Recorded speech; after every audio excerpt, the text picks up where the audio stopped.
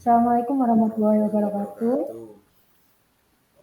Sebelumnya perkenalkan saya Monika Keisha Nurhalika dan saya lagi bersama teman saya yang bernama Raffi Arifin Chandra. Hari ini kita akan menjelaskan tentang komponen utama pada motor bensin. Kita menjelaskan tentang latar belakang. Mesin bensin adalah mesin yang menggunakan pencampuran antara udara dengan bensin sebagai bahan bakar untuk menghasilkan tenaga pada mobil.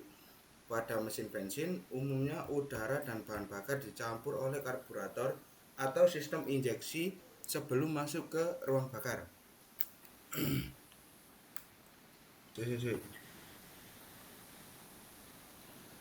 Rumusan masalah 1. Apa saja komponen utama yang terdapat pada motor bensin? 2. Apa fungsi komponen yang ada pada motor bensin? Komponen utama pada motor bensin.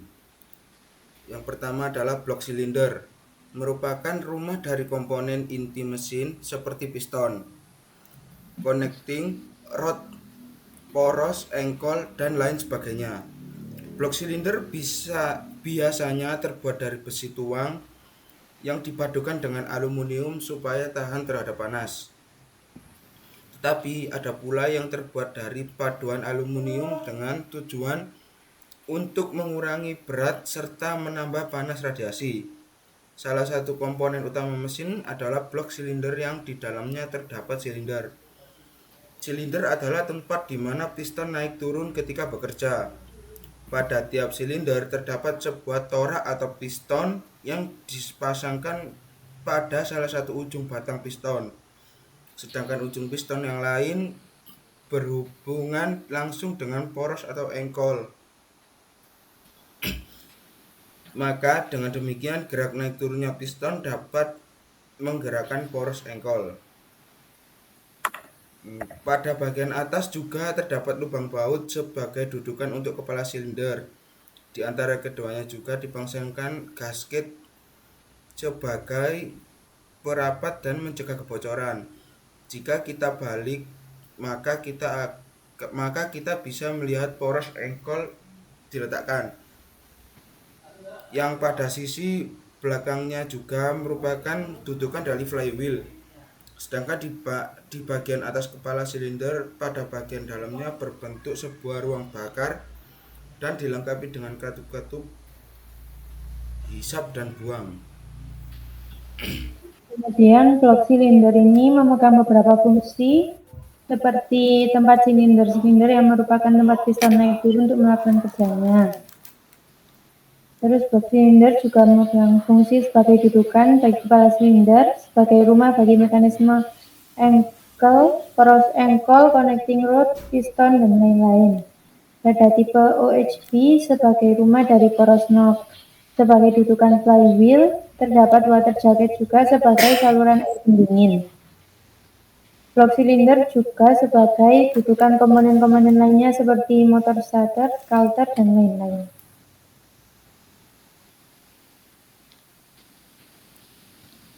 Kemudian ada kepala silinder atau silinder head, merupakan komponen utama mesin yang dikaitkan pada bagian atas blok silinder. Kepala silinder terbuat dari besi tuang dengan paduan aluminium yang disyaratkan dapat tahan terhadap temperatur dan tekanan tinggi selama mesin bekerja. Pada kepala silinder juga terdapat water jacket sebagai saluran air pendingin untuk mendinginkan komponen mesin. Kepala silinder mempunyai fungsi sebagai tempat dari ruang bakar, busi atau spark plug, dan mekanisme katup. Kepala silinder juga sebagai dudukan dari saluran masuk, intake manifold, dan saluran buang, exhaust manifold.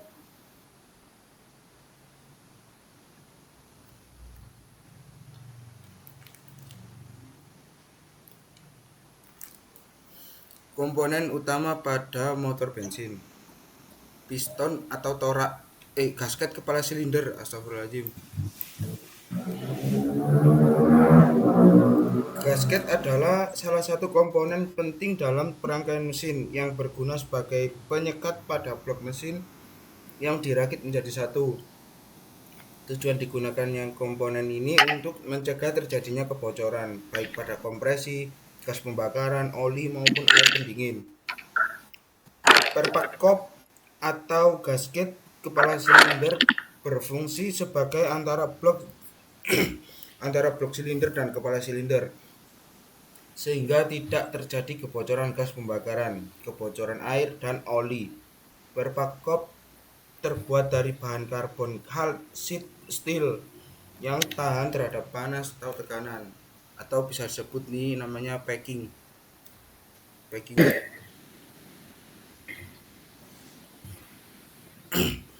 Nah, ini piston atau torak.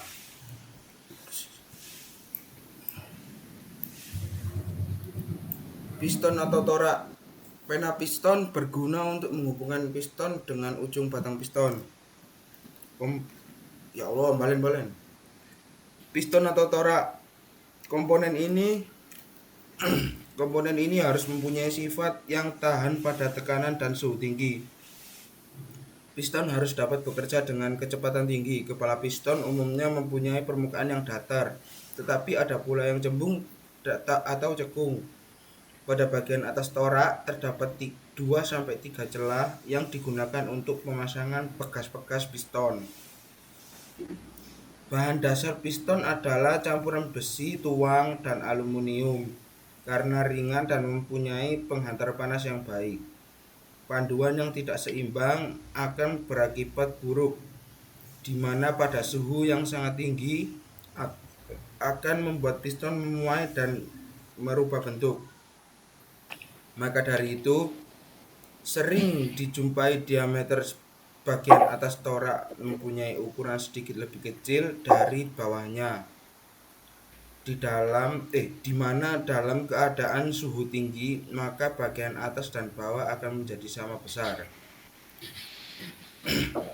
Di antara piston dan dinding harus diberikan kerenggangan tertentu karena adanya pemuaian pada waktu mesin bekerja yang disebut renggang piston atau torak.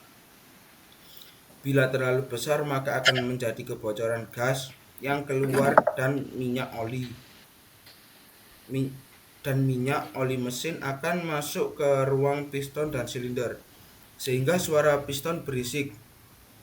Bisa dilihat atau dibuktikan jika asap knalpot terdapat asap putih.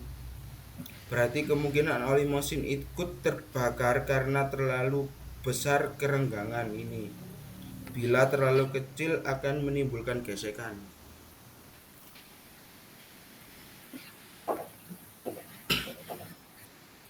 Nah, ini bagian-bagian dari piston. Yang pertama adalah pena piston. Berguna untuk menghubungkan piston dengan ujung batang piston, berbentuk pipa untuk mengurangi berat, dan pada kedua sisinya disanggah oleh bos-bos yang terdapat pada piston. Ini seperti ini.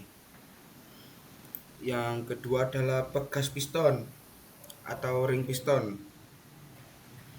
Berguna untuk perapat dan menjaga agar gas-gas tidak keluar selama langkah kompresi dan langkah kerja dalam ruang bakar, dan juga